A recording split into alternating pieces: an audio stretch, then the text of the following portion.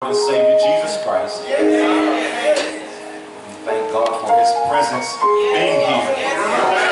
For without the presence of God, none of this would mean anything unless God was here. So we honor God for His presence of being in our midst today.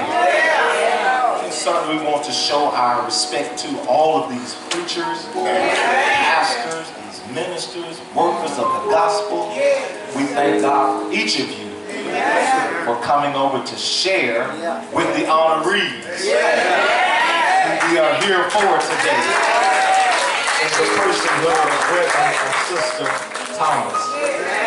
We say God bless you today. We love you. Thank you for that introduction, Reverend Harper. I only know one way to present myself, and that is to be friendly. I was trained and taught that way. You just be nice. Because it's just nice to be nice.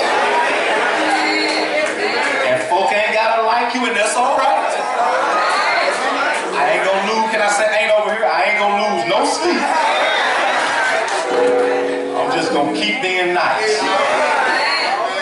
But my mother told me, and the scriptures would repeat it, that in order to gain friends, you got to first show yourself to be friendly. So I tried to follow my mother and what the scripture says, to just be a friendly person and let the chips fall where they may. And so we are here to celebrate and to honor you, Pastor Thomas, and your wife. And I will say this before we dive into this, that we have admired you for some years. Years where you didn't know I existed. That's right. But I have heard your name years and years ago. On the wind in different places. And I declare it has been good.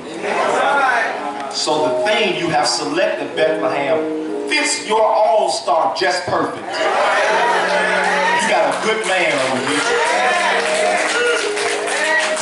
And I will say this, and I don't want to turn long, I will say this, that a preacher told me this once before, that you can be a good person and not a good preacher. You can be a good guy, but you can't preach. But then you can be a good preacher.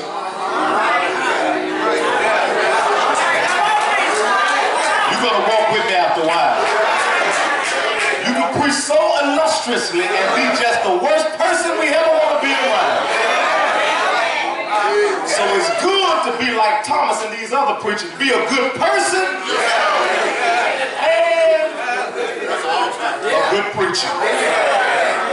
That'll make you an all-star.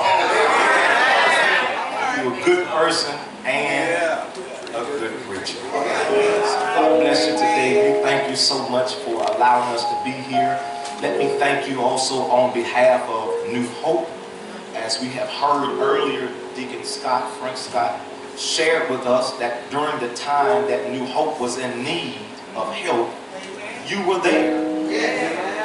You showed yourself friendly, you showed yourself helpful. Yes, sir. And I don't think they take it lightly. Let me say that you didn't take the church and you left a spot for me. So if they don't thank you, let me tell you. Thank you, sir. Thank you, sir. You left a spot vacant just for me. Thank you so much. I appreciate that. All of its laughter and all of its seriousness. Because God knows what we need. He knows what we can handle. Now, I'm in the book of Psalms 37. That's where I am. And I'm going to read your thing. And I'm going to read two other verses after that. I'm going to read Psalms 37, verses 23 through 25. We have enjoyed everything we've heard and seen here today. grandson has come and just broken us all up, messed us all up, and got us dabbing our makeup and trying to love Pawpaw and love Grandma. That's all right. His life wouldn't be the same. Pawpaw and Grandma. In the tributes that have been shared today, from the call you and from the other sister, I know that the pastor and Lady Thomas appreciates that. Again, as Pastor Green has shared so beautifully, it is good when we can share and say things to people and about people, and they're here to hear it. Because all of us gonna come in here with our napkins and Kleenexes and whatever else we got when we land them out here in front of us. And we're gonna declare how much we love them, how good they were to us, when you ought to tell them right now how much you love them. And you ought to show them how much you love them while they can receive it and then reciprocate, give back the feeling. It's good that we can tell you we love you. We appreciate you for all that you have done, all that you are doing. And I don't think God is through with you yet, but for all that you're going to do. We thank God for each of you. God bless you today. Come on, give them one more round of applause.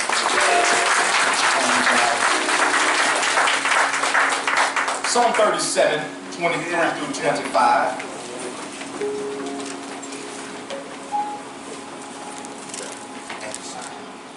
These words are there. The steps of a good man are ordered by the Lord, and he delighted in his way. Though he fall, he shall not be utterly cast down, for the Lord upholdeth him with his hand. I have been young, and now am old, yet have I not seen the righteous forsaken, nor his seed begging bread. God bless you today. Just right for the job. Just right for the job. Preacher. Just right for the job. Despite what you may think of yourself, or what you may think of the preacher, despite how you may feel about somebody, yourself or others, positively or negatively, when we choose to follow Christ, there are blessings that will come our way. Doesn't matter how you feel about somebody, when you choose to follow the Lord, there are blessings that are reserved for you. As we follow Christ, either in life as the lay members, and I'll speak to all of us, we follow Christ as lay members or as the honorees, the pastor and his wife, who have chosen to serve God in a particular capacity. As we choose to do this, there are challenges that come our way. Various things that from time to time they may shake our foundation. The preacher, the pastor, the lay member, all of us have decided to accept this challenge and accept this job, even though great problems may face us. But it is our choice to accept this mission. The challenges sometimes can be so great until you may even ask the question, Lord, you do have a plan, right? I mean, I have decided to follow you. I mean, I'm following the Lord. I'm not just following my own vision. I'm not just doing my own thing. I've decided to follow God. And when you have decided to follow Him, I can tell you this, there's going to be some trouble in your life. I know you might didn't want to hear it. We had the anniversary, I know, but when you decide to follow Jesus, you're going to have some trouble in your life. You don't have to worry, it's all right. I know, and then sometimes you just ask the Lord, you do have a plan, right? I mean, you didn't get me out here, you know, just to put me out in front of people and declare the gospel. I mean, you didn't just put me up in front of people and leave me out here by myself. You do have a plan. Yes. Right? God has a plan. That's good news for us, right? God has is for me to gain personal knowledge of him. I need to know for myself who God is. My mama told me about God, my daddy told me about God, but I never could have known how good God was until I experienced it for myself. You need to have a personal knowledge of who God is. Everything you come through builds your knowledge in Jesus. It helps you to know who God is. Everything that you have come through in life up to this point, God has orchestrated and put it in place so that you can gain greater knowledge of who he is. The only way I can expand your knowledge, I got to put you in some tough situations. I got to put you in some places where your back is against the wall. I have to put you some places where you're trying to love folk that don't love you back. I got to put you somewhere where you may have to cry sometime, but all I'm trying to do is get you to know who I am. You need personal knowledge of God. I don't want to go too far in your personal business, but I do know, and I think some of you may know, Pastor's mother is dealing with some sickness right now. And it's a hard task to deal with it, I'm sure. But all God want to know is, do you know me? Because without God, I can't make it through the trouble I'm in. I got to put you in some tough situations so you can have personal knowledge of who I am. You won't be able to live off nobody else's testimony all your life. Thank God grandma and them praying for you. Thank God. But after a while, you're going to have to get down on your own rested knees and call on God. Or you need some personal knowledge. You need to get in a relationship with him yourself. Thank God. He puts us in these positions so we can have personal knowledge of him. Secondly, we've got to have a divine call. You got to have a call from God, because this ain't, can I say ain't over here? It ain't no easy business. Serving the Lord and preaching for the Lord. This is not an easy business. It's going to be some hills and some mountains sometimes. It's going to be some trouble in your life, and you've got to have a divine call from God. I don't have enough time. Paul was standing in front of Agrippa, and he said, while I was on my way to Damascus, I wasn't thinking nothing about church folk. Matter of fact, I was good at putting them in jail. But I ran into Jesus on my way, and he called me, and I answered the call. You got to have a divine call from God to do his business. This ain't my job. This ain't my church. These are God's folk. This is God's church. This is God's business. And you got to be called by him to do his business. Schooling ain't gonna get you the call. You can be as educated as you want to be and know all you want to know, but you're gonna have to have a call.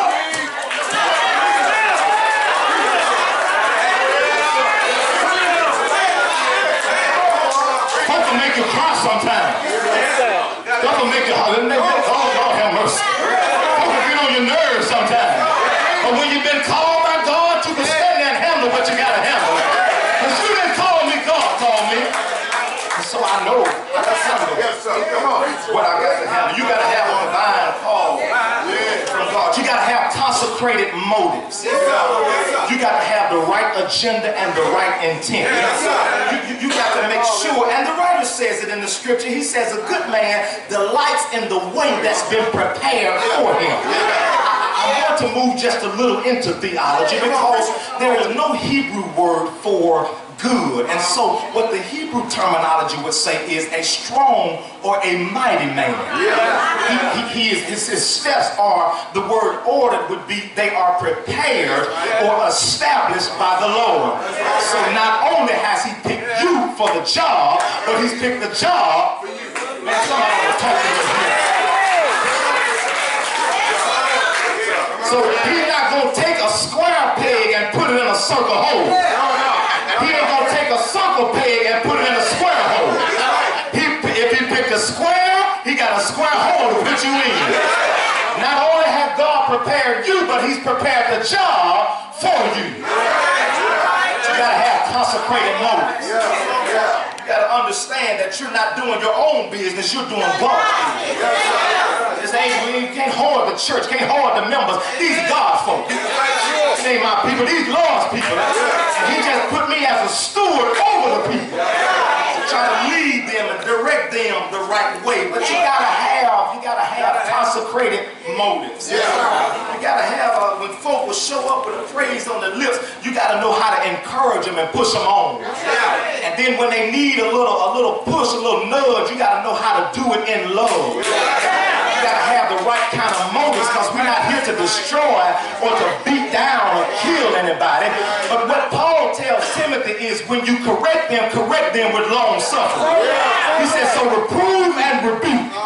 That means when I got to chastise you, I'm going to spank you, but I'm going to give you a little love behind it. If I could call my mama in the room right now, she'd tell you I'm a master at it. I will spank him when he get out of line. I put my hand upside that boy's head when he got out of line. But just as soon as it was cooking time, I call him to the table. And I feed him a good meal after I beat him real good.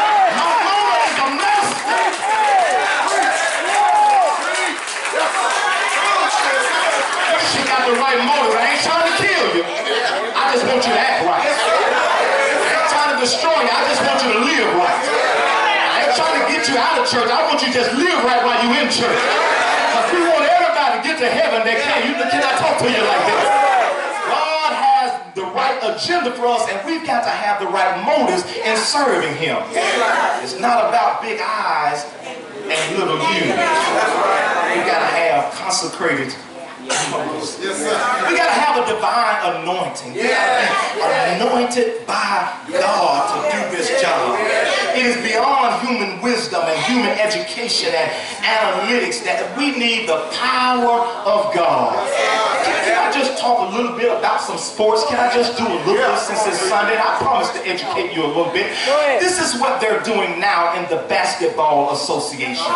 They're getting guys who have not played the game, but they're good at analytics. They can sit down and they can master out and divide and subtract and multiply and see if you move this way enough times, you ought to be able to make this amount of shots. And if you come back this particular time, you ought to be able to make this happen and that happen. They've not played anything, but they're good at analytics. I mean, they are just so smart and so intellectual. They will blow your mind. And if you didn't know, you would think, boy, you've been one of the best players that the world has ever known. But they have never set foot in the game. They've always called you been a bench warmer. Always been a water boy. But they're good at analyzing what goes on the court. And I'm telling you, when you got a divine anointing, you got to be a person that's in the game. You can't be a bench warmer. You can't be somebody just sitting on the side. You got to be a person who has experienced what goes on in the game. It may rain sometimes. You got to know how to deal with rain. It may storm sometimes. You got to know how to deal with the storm. If you've never been in the game, you won't know how to tell us how to deal with what's going on. But you got to be anointed to know how to deal with whatever happens. If you're not anointed, this ain't just for the pastor, this for everybody.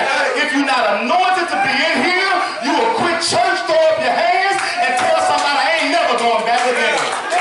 You need an anointing by God. You need an anointing, divine anointing by God.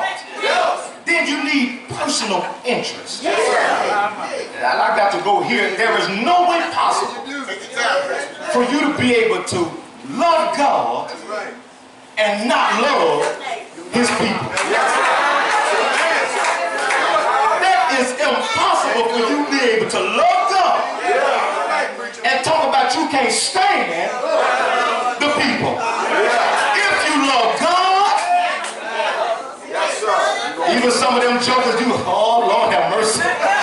Some of us are a little difficult to deal with from time to time. Now I can tell you there is a way to love you on this side of the river while you stay over there. Don't you come over here or it may be some trouble, but I'll love you from a distance.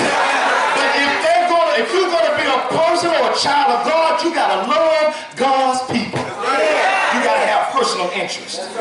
You got to want to look out for the people. You got to want to love them in such a way to whatever you can do to help them. It helps to grow them. It helps to build them. I'm not in this job to tear people down. I'm in this job that I can build the people up.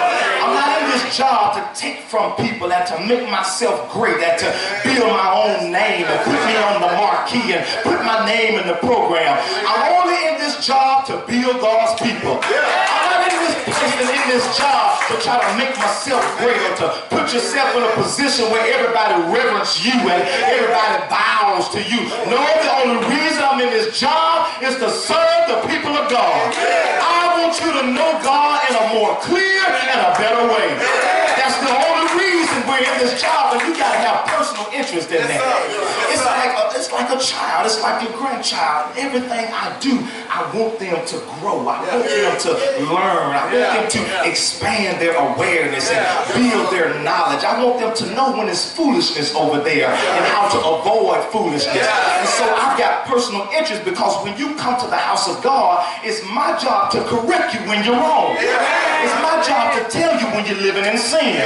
It's my job to help you and to help you to learn what you need to do to follow Christ in a better way. That's my job, and I've got personal interest because if I don't tell you, the blood is on my hands. You're going to get mad at the messenger, and it's all right, it's okay, but I'm going to tell you anyway. Because when I get there, I don't want him looking at me funny, asking me why you didn't tell him. I'm going to tell you if it hurts. I got personal interest. I'm looking out for you. I really care about you. If I could bring my mother back down the road, she'd tell you I got personal interest in the boy. I spank him, I whip him, I put him in line because I love him. When you got personal interest, you love the people of God. You want to see them blessed. You want to see people smile. You want to see people have things that they need. There is no way we could call ourselves children of God and know somebody's in need and not go to meet that need. We just in here making a bunch of noise and we don't know how to meet people where they are. So I have to say this from time to time, and I'll move on in personal interest. When you know folk are hungry, you know they ain't got no bread, and you know they ain't got no meat, and they ain't got no chicken. Why you talking about you gonna pray for them? Don't know about it.